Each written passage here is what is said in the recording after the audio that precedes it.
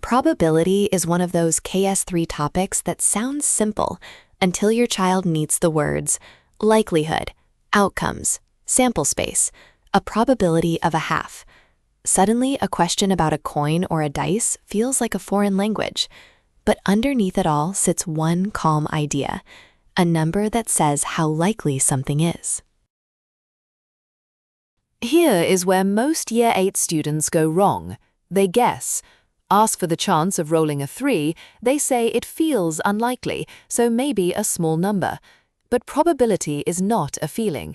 The fix is to count properly. List every outcome, then count the ones you want. One favorable outcome out of 6 gives one chance in 6. No guessing required. So here is the method, in 4 small steps.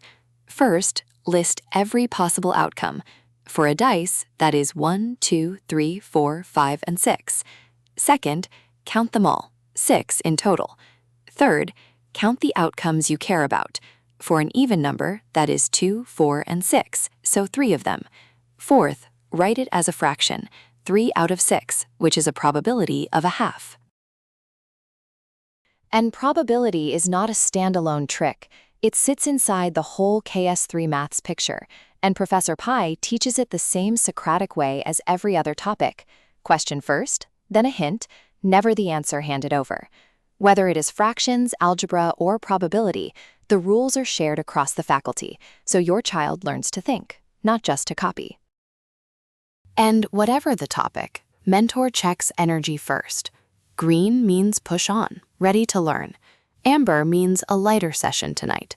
Red can mean rest, because a tired mind cannot reason about chance or anything else.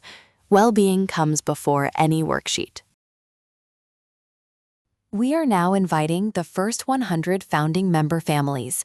It does not replace a great teacher, and it never will. But for maths that builds real understanding, from probability to the rest of KS3, you are warmly welcome to aitutors.me. Learn more at aitutors.me.